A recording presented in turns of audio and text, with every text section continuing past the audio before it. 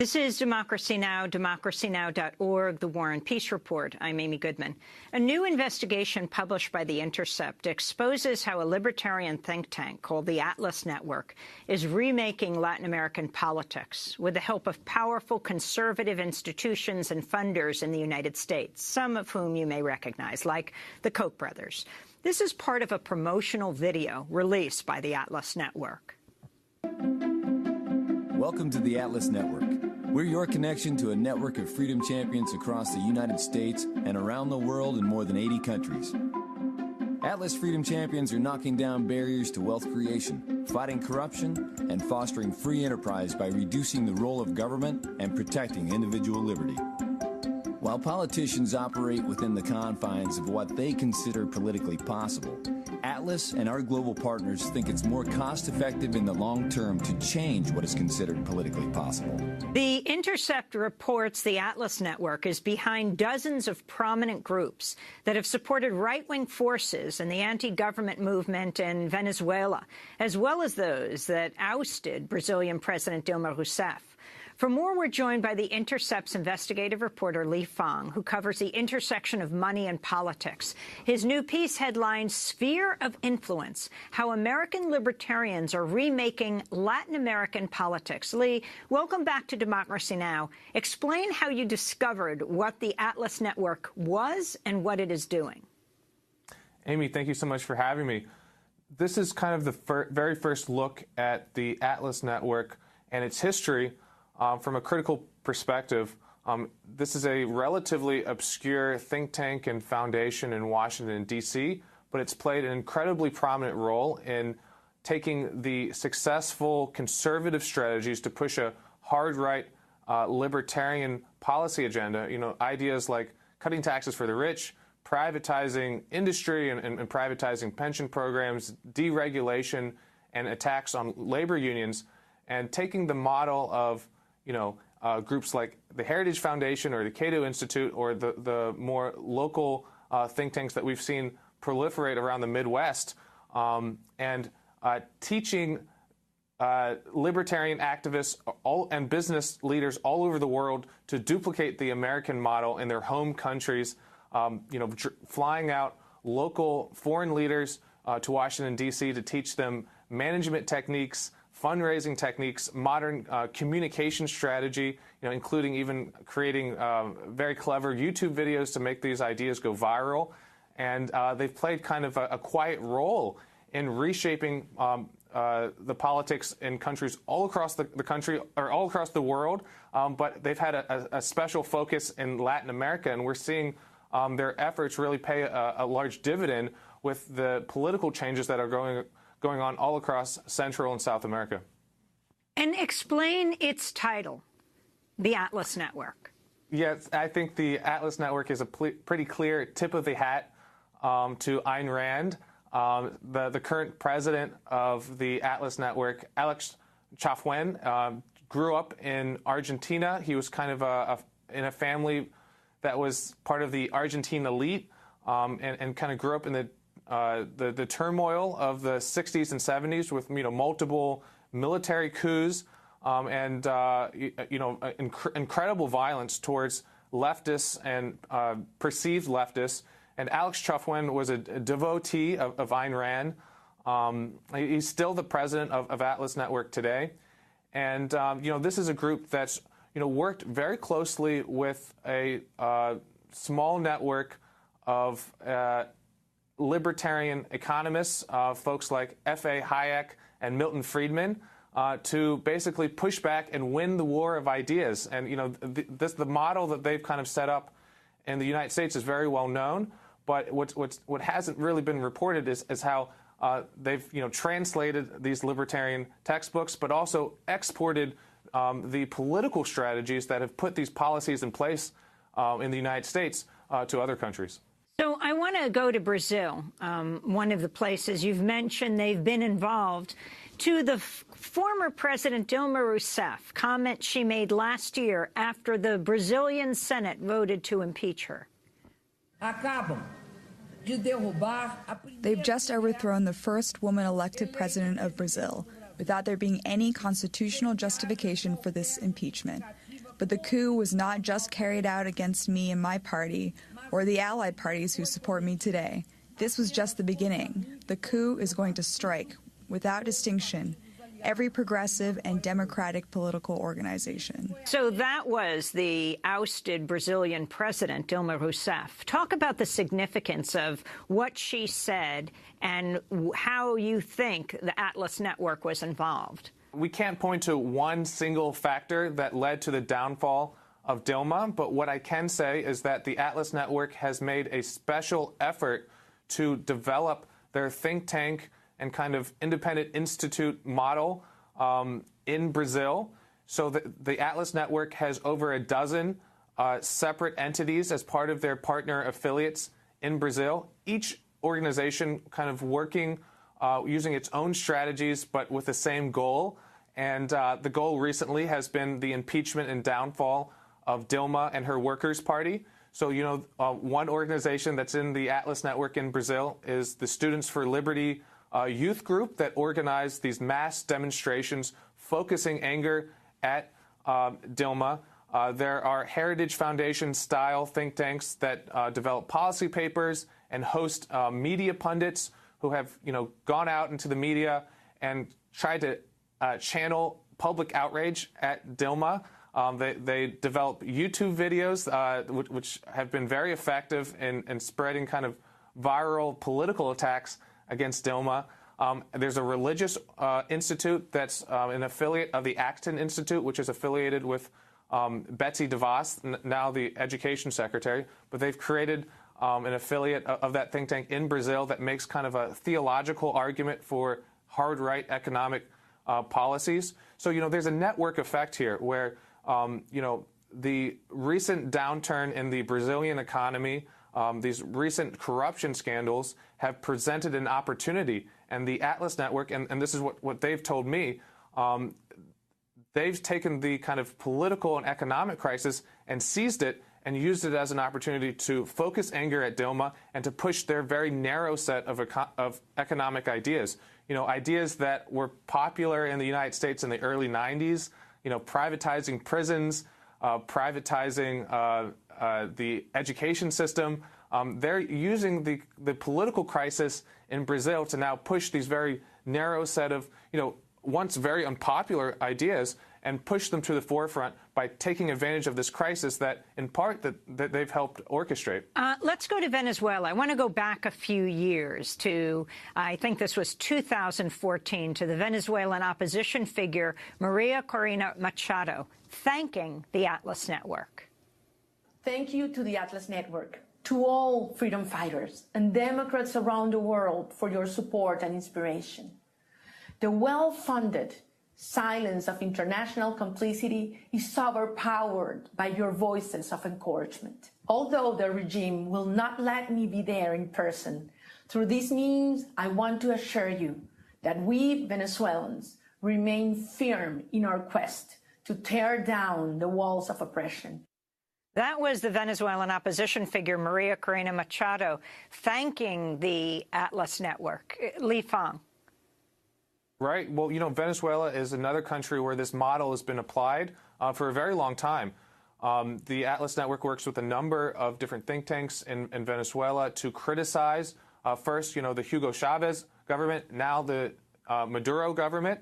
And again, you know, there's a unrelated crisis. You know, the Maduro government has suffered from a dependence on oil, and oil prices are low. There are a number of other corruption scandals and other kind of problems with managing the country.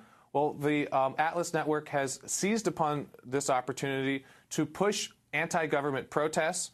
The leader we just heard from is affiliated with one of these Atlas think tanks, SEDICE, which is in Caracas. It's been there for a very long time. It's been funded by the Atlas Network. And one of the other revelations in our piece today is basically that you know, the Atlas Network talks about how any government funding is illegitimate, that foreign aid is basically a bribe, and they're against foreign aid. At the same time, Atlas Network think tanks all over the world, including in Brazil, including in Venezuela and in other countries, have relied on U.S. government money. The State Department, the National Endowment for Democracy, which is a government-funded think tank that's funded by taxpayer dollars, has quietly financed think tanks and Atlas affiliates in Venezuela and many of these other countries. And I think the simple reason is they hope that the Atlas Network helps to push American-friendly governments, that they help transform the politics of the developing world to be more friendly to American foreign policy aims. But it is kind of an interesting irony or hypocrisy that this libertarian think tank network has relied for a very long time on U.S. government money. So I wanted to take Venezuela to the current day. This is CIA Director Mike Pompeo talking about Venezuela just last month at the Aspen Institute. Anytime you have a country as large and with the economic capacity of a country like Venezuela, America has a deep interest in making sure that it is stable and as democratic as possible. And so we're working hard to do that. I'm always careful when we talk about South and Central America and the CIA. There's a lot of stories. So I want to be careful with what I say. But suffice to say, we are very hopeful that there can be a transition in Venezuela. And the CIA is doing its best to understand the dynamic there so that we can communicate to our State Department and to others. The Colombians, I was just down in Mexico City and in Bogota week before last, talking about this very issue, trying to help them understand the things they might do so that they can get a better outcome for their part of the world and our part of the world. So this is very ominous, Li Feng. This is the current CIA Director, Mike Pompeo, talking about Venezuela at the Aspen Institute, working very hard, he said, on Venezuela. What exactly that means. And that leads to my question about how does the Atlas Network's machinations in Latin America compare with those of the CIA or dovetail with them? CIA, multinational corporations, et cetera, now and in the past. Yeah, that's a very interesting dynamic, and we know some of the answers to that question thanks to the work of a number of journalists who filed Freedom of Information Act requests in the past. Also, the diplomatic cables that were released by the whistleblower Chelsea Manning. If you take a look at those files, you see, at least historically, we don't know what's going on today in 2017, but we do know historically that U.S. diplomats have leaned on the Atlas think tank network to set up meetings with opposition groups, to coordinate with protests against governments that we have an adversarial relationship with. Venezuela is another great example of this. From FOIA documents, we see that going back to the late 90s, just after Hugo Chavez came to power, the State Department, the National Endowment for Democracy, started providing large amounts of money to the Atlas think tank network in Venezuela to orchestrate protest movements, to criticize his government, to try to delegitimize his government. In fact, when there was the kind of brief 2002 coup that brought Hugo Chavez from power for not a very long period, but there was an attempt, and we see from these documents that the Atlas think tanks sprung into actions to try to legitimize the new coup government. There was the Carmona Decree, this kind of document that said, from business leaders in Venezuela saying, Hugo Chavez is gone and we'd like to move on and have a new government. We see from this cache of documents that they're working hand in glove with the U.S. government, that these libertarian leaders that had been trained in the United States and funded by the Atlas Network and from the U.S. government were part of a larger strategy to bring down the Chavez government.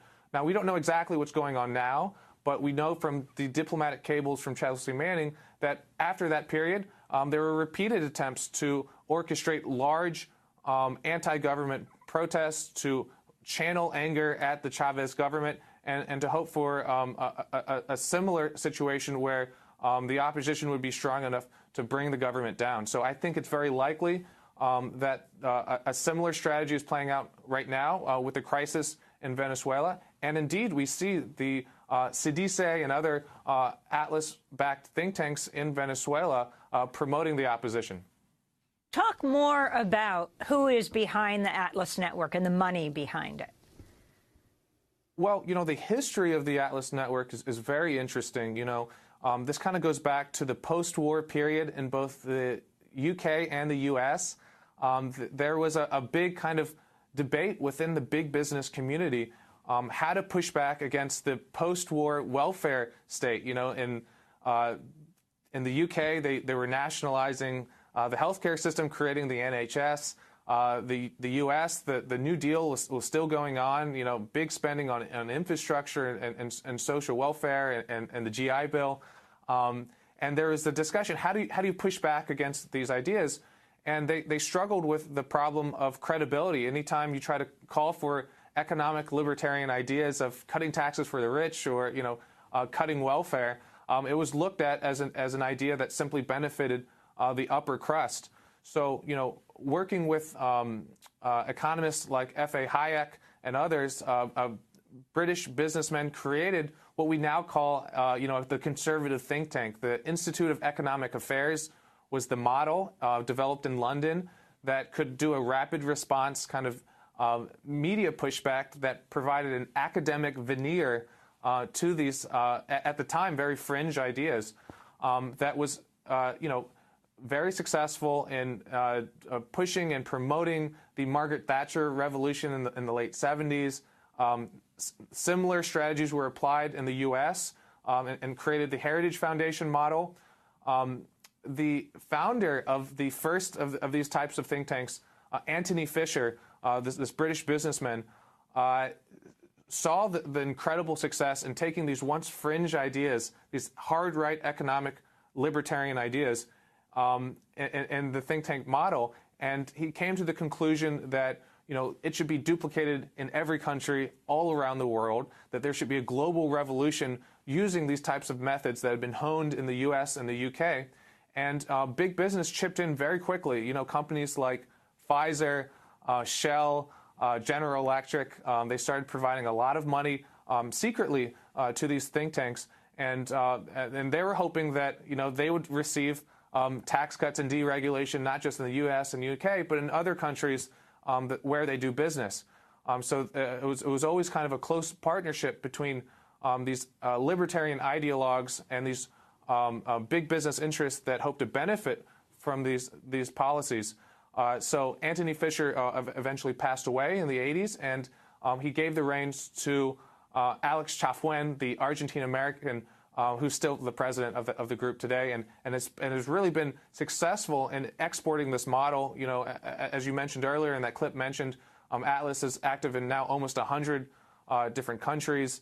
They're very prominent in Latin America, but they also play an influential role in Europe and in Asia and other parts of the developing world. Li-Fang, talk about your conversation with Fernando Schuller, describe who he is and his role in undermining organized labor.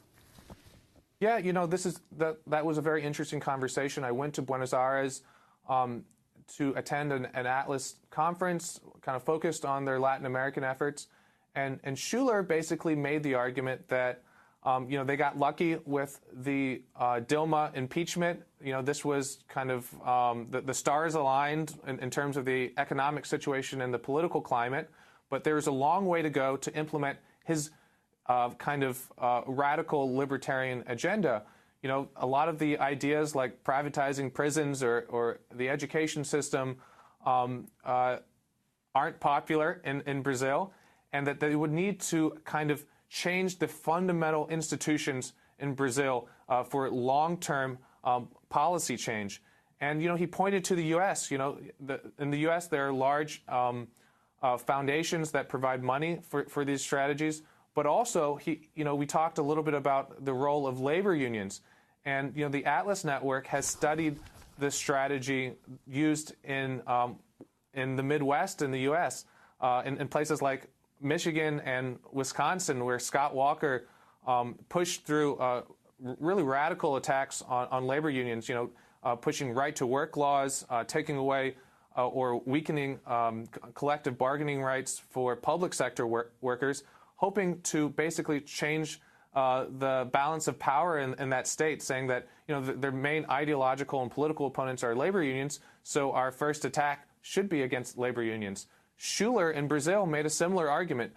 saying that, for long-term political change, he hopes to weaken Brazil's labor union because labor unions are the greatest obstacle to their reform. And what's interesting here is that Atlas Network has facilitated an exchange of ideas. The same kind of small think tanks in Wisconsin and Michigan and other states that push these labor reforms or labor changes have been brought in to teach the Atlas Network how to duplicate that model, how to outmaneuver the left, how to produce these slick videos and policy papers that delegitimize labor unions.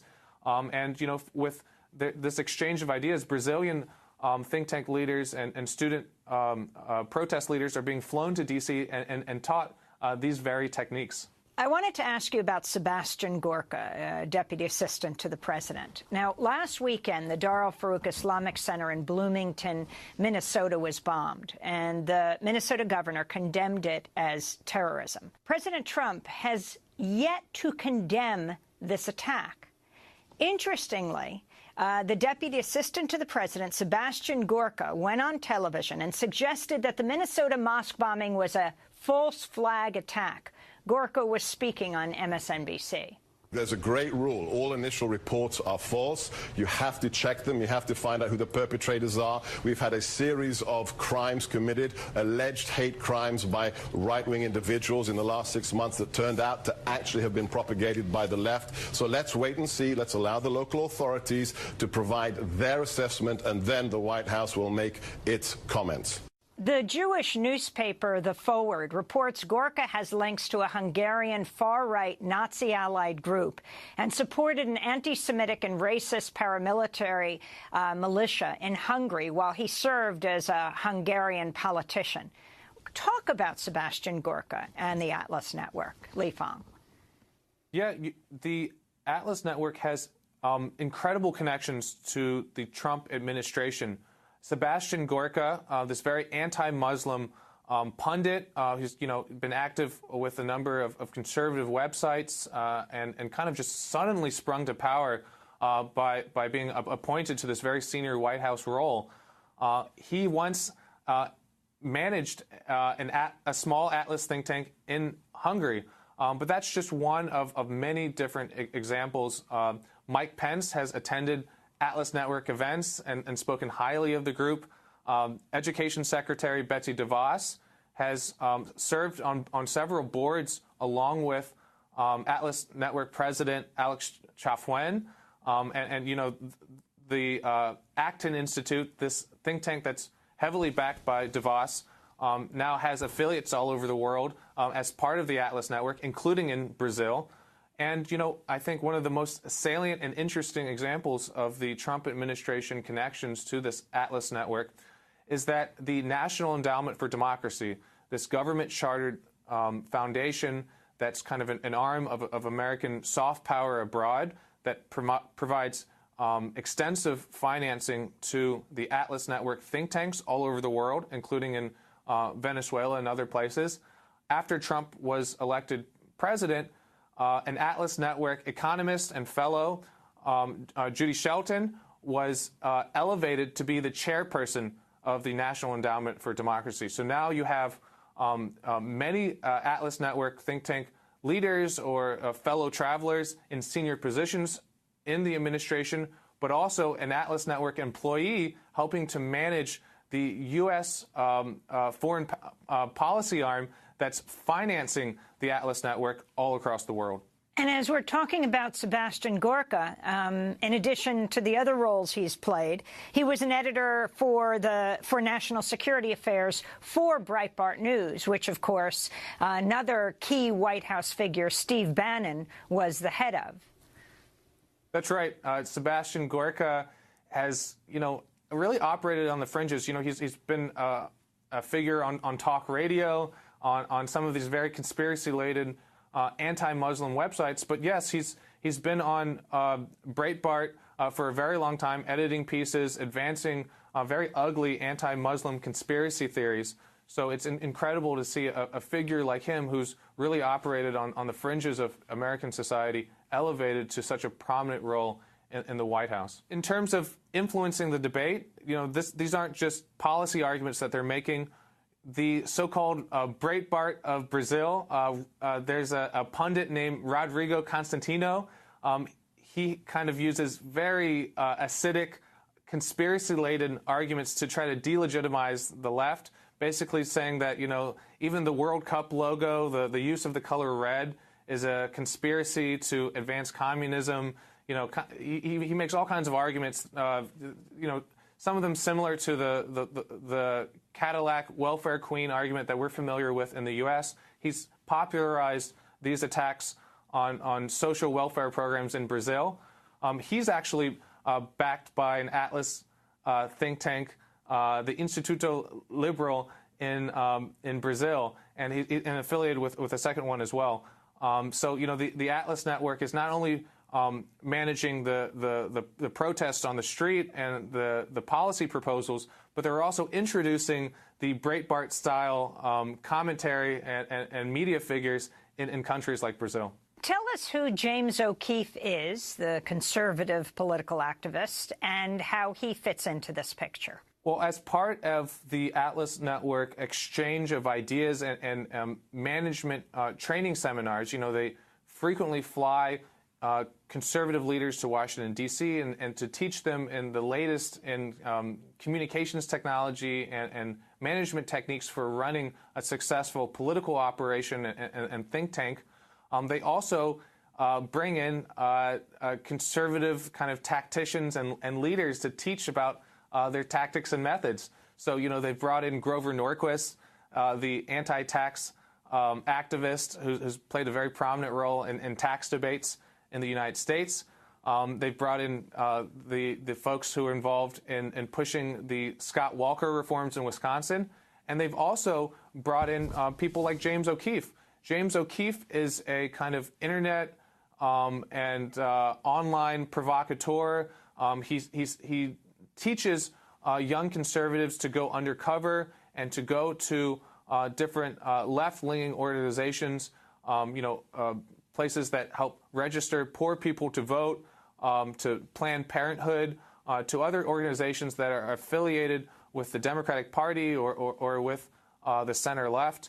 And he has these individuals engage in undercover videos, and in some cases has edited these videos to disparage, the victims of these videos, or to make, in other cases, to make the targets of his films look foolish or perhaps like they're breaking the law. And he's played a very prominent role in recent political debates. He helped kind of destroy the organization Acorn, which is a local community organizing group. Well, he's given seminars as well to the Atlas Network to teach him his methods. So, we might be seeing those type of strategies in Brazil or Venezuela or elsewhere. Finally, Li Fang, what were you most surprised in your research into the Atlas Network, and have they responded to your piece? I do not know if they have responded publicly. I interviewed quite a number of Atlas Network people for the piece. The most surprising part of this was finding out about the extensive U.S. government financing for this network, especially given their anti-government rhetoric. I went to Buenos Aires, I went to New York, Las Vegas, and Honduras to speak to different Atlas Network leaders. But I also went to the Hoover Institute archives at Stanford University and went into the personal papers of Antony Fisher, the original founder of the first of these style think tanks, the Institute of Economic Affairs, and the original founder of the Atlas Network. And, the government financing comes from the very beginnings of this group. And the Atlas Network was originally technically founded in 1981. As early as 1982, I found letters from Antony Fisher writing to Reagan administration officials asking for government money. So I thought that was probably the most interesting revelation in all of this. Well, Lee Fang, I want to thank you very much for being with us, author of the piece for The Intercept, Sphere of Influence, How American Libertarians Are Remaking Latin American Politics. This is Democracy Now!, democracynow.org, the War and Peace Report. To see other interviews with Lee Fang, go to democracynow.org. I'm Amy Goodman. Thanks for joining us.